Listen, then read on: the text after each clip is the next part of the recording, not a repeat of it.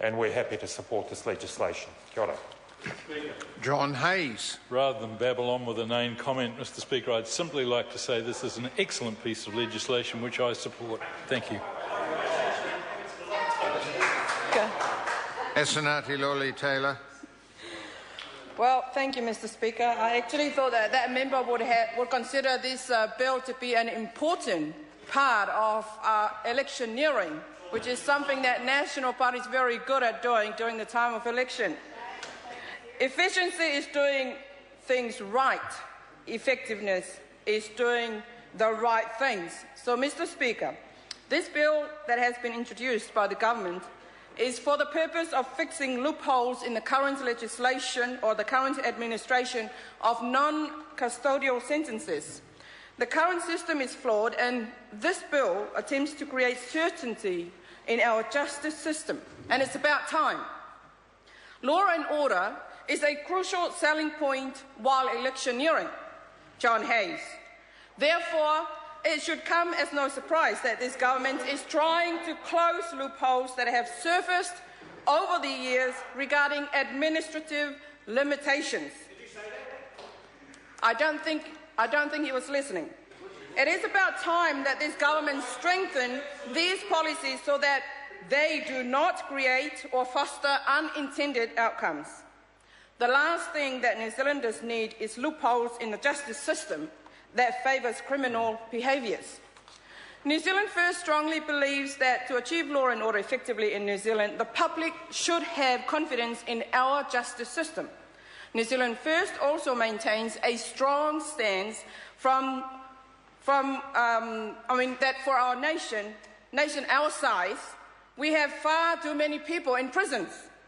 So let's not go into the details about the cost involved and the minister ignorantly building new prisons around the country that we don't need. We all know that putting someone in prison and throwing away the key doesn't solve anything. Having said that, the other option is non-custodial sentences. This is what this bill attempts to fix. Yes, we agree that the prison population should be reduced. However, in placing offenders in our communities, it is of utmost importance that they are closely monitored. Community safety is absolutely vital and a priority for our nation. All New Zealanders have a right to feel safe and free to go about their daily lives within our communities. People in this country should not have to feel threatened or intimidated by offenders.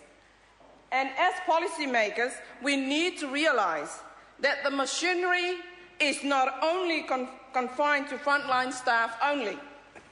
We ourselves need to be more empathetic towards the administrative nature in which policies will function.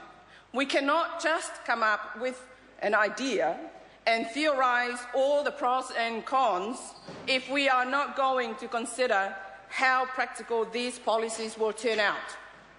One particular issue that I highlighted in the first reading of this bill is the issue of the information sharing between the Department of Corrections and Probation Services. It is all well and good to ask for mandatory pre-sentence reports to be done, but will the probation services be provided with the resources to do so? I say to the Minister, don't be afraid to give up the good, to go for the great. For years, it has been requested that the probation services be given access to the Prison Services Integrated Offender Management System, which is the IOMS. New Zealand First has some concerns, but they haven't done it yet, Minister. New Zealand First has some concerns around the delivery expectations of the number of these amendments, particularly those that rely heavily on community probation services for their oversight and administration. Now, let me say before I make reference to that, I believe that the current Chief Executive, Ray Smith, is to be commended on the step that he has taken to move corrections forward. From my experience, his one-team approach will be a tough assignment. One of the toughest nuts to crack will be probation.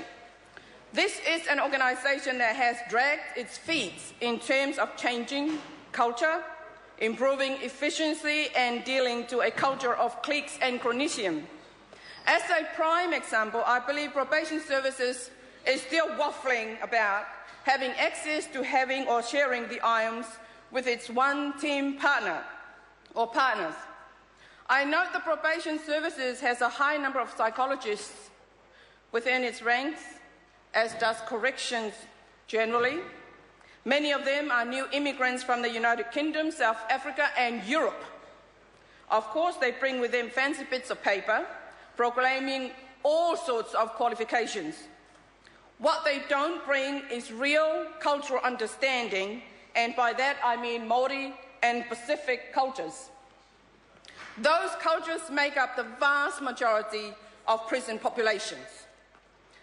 A short te reo course, study papers from a journal, or an overnight stay at the marae, plus a few ki oras here and there, just don't cut it. Common sense tells us that the probation service needs real people with drive and real-life experience who have worked at the coal face to make a real difference. The endless meetings where our highly qualified experts bang on about pie in the sky, old world theory throwing in a few clicks about one team and right back, for me, doesn't cut it. Believe me, I have observed the endless mindless chatter and backslapping going on non-events in my previous role. It is a culture that is brought about by so-called experts who like to baffle their people with an endless supply of bovine influence that only serves to muddy the already murky waters within the community probation service. Yes, I have seen the glossy pictures of awards and all the smiling faces. Yet the real question lingers. Can we place yet more responsibility on these people to administer this legislation? Do we trust them not to once again pay lip service to the amendments that are before us today? Today I make the challenge to the Minister. Does she have the absolute confidence that the one-team corrections, and in particular probation services, is up to the task? It seems common sense that if a pre-sentence report is required before an offender is sentenced to home detention and community detention, access to files, notes, incident reports and misconduct will be useful. In doing so, we can avoid the countless errors made over the years with offenders. It is crucial that this government takes steps to strengthen the way home detention is supervised and the monitoring requirements in relation to community-based sentences. Probation officers given more powers, but will they have the resources? Will they have the resources? With this bill, probation officers will be given the authorisation to direct up to 20% of community work sentences of at least 80 hours to be spent in training in basic work and living skills. The initiative has been introduced to reduce barriers to train offenders. As a strong supporter of rehabilitation methods, it would be vital that probation officers use this authorisation with discretion. Yes, we want to see these offenders to develop living skills to ultimately prepare them for reintegration back into the communities. However, we are sceptical of the approach, allowing probation officers powers that only the judiciary once held. We want to know what will cost, or what will the cost incurred with more offenders directed for training. Mr. Speaker, just last year our Minister of Corrections, Anne Toley, signed off on a $300 million public-private partnership deal with Fletcher to design and build South Auckland New Wiri Prison. This is astounding because in the same year we also had numerous reports and mockumentaries stating our harsh reality regarding child poverty. What does this signal to the rest of the world? More importantly, what does this signal to New Zealanders? New Zealand First supports the intention of this bill to remove barriers to managing offenders in the community safely and effectively. A genuine government is not a searcher for consensus, but a moulder of consensus. On that sobering note, I can say New Zealand First supports this bill. Thank you, Mr. Speaker. The question is that the motion be agreed to. Those of that opinion will say aye. Contrary, no. The ayes have it. Administration of Community Sentences and Orders Bill, second reading. This bill is set down for committee stage next sitting day, and the House now having completed the business for which extended hours were granted, the House will stand adjourned until 2 p.m. today.